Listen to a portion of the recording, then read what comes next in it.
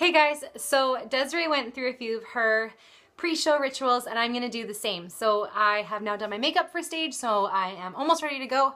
I haven't quite done my hair yet, but that's okay. I'm gonna wait for the theater to do that. So every time before I go on stage, I wanna make sure that I'm super warmed up, and that can look like a variety of different things. But the first thing that I always do is foam roll. So foam rollers are my absolute favorite thing ever.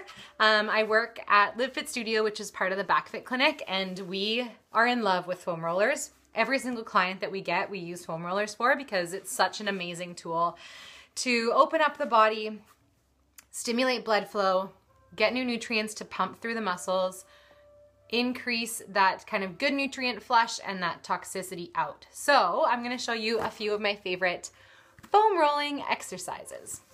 So I always start with my mid-back. So this is something that if you do have a back injury or an unusual curvature of the spine, that maybe you want to talk to your doctor first before doing any of these exercises. For me, these ones work, so they might work for you as well. So I'm gonna start with the foam roller just underneath my last rib on my spine, and then I'm gonna give my arms a nice big cross.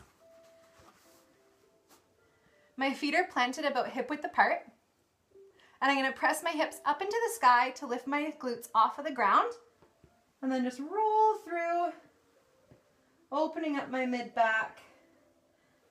Nice and easy. You wanna make sure that you're breathing all the time. And that's a really great one for mid-back. Next, I like to roll up my hips and glutes because, as you can imagine, as dancers, we're always in turnout. So when your hips are in a turned out position, the femoral bone, so if you can imagine your femur straight through your thigh, is rotated inside the joint, which is okay, but we want to make sure that those muscles are really supported.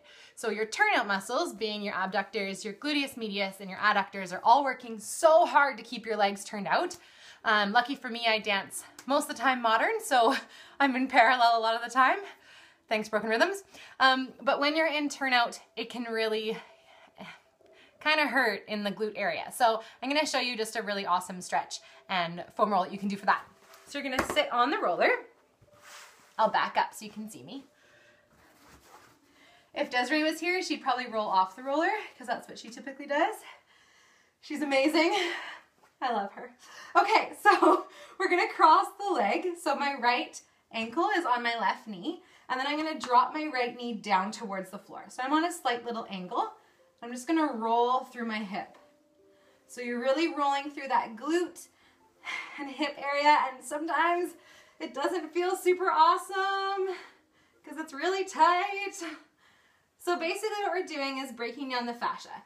So the fascia is a layer between your muscle and your skin, and it kind of adheres. It forms like a little bit of a glue, especially if you've been working out a lot, or especially if you're going on stage. That means your rehearsals have probably been crazy, just as crazy as mine, or maybe crazier. So there's going to be a lot of buildup of scar tissue and calcium deposits and really tight muscles. So foam rolling is amazing.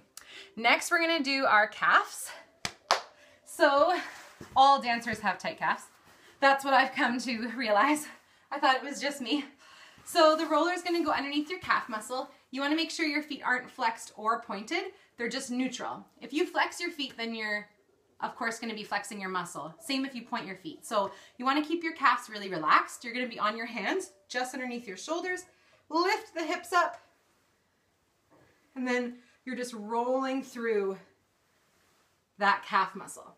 It's almost like you're using a rolling pin and baking bread. You can do your hamstrings as well. And then you can do your quad muscles and your IT band. So your IT band, this is a really great one for dancers. You're gonna be on the side of your hip. Your left leg is bent and your right leg is straight. Again, neutral, neutral foot. You don't wanna be on the hip bone. You're on the meaty part of the leg. You can use the arm on the elbow or on the hand. And you're just gonna roll, roll the outside of the leg. It is not super enjoyable. John Mayer, I always channel John Mayer when I'm doing foam rolling because he says that my body's a wonderland, and I just try and remember that as I'm foam rolling my legs. Whew! And then you can switch. If you're doing quads, you want to make sure you don't hitch the kneecap. Remember, the kneecap is a floating bone, so it's going to move wherever you tell it to. So make sure your knees are not affected by the foam roller. You're going to find a plank position. Watch your low back isn't arched or over curved, and just roll all the way through. Oh man, this is so nice though. I'm probably making it look like actual torture, but it's amazing. And then the last one, this is one of my fave exercises. This is one that Martina, who is the lead personal trainer at LiveFit, she taught me this one, and it's like a game changer. So you're gonna be on the foam roller. I'll back up so you can see me. Your tailbone's gonna be at the bottom and your head at the top. So you're fully supported, opening through the arms, all the way open. And you just let those shoulders relax and open up the chest muscles. So anyone who uses their phone, uses a computer, drives a car, works long hours, does a lot of writing, that is such a good exercise for you, which is basically every single person. So I hope that those foam rolling tips were helpful. That's my pre-show ritual. Done the makeup, done the rolling, gotta go do my hair, and I'll see you later. Have an awesome day.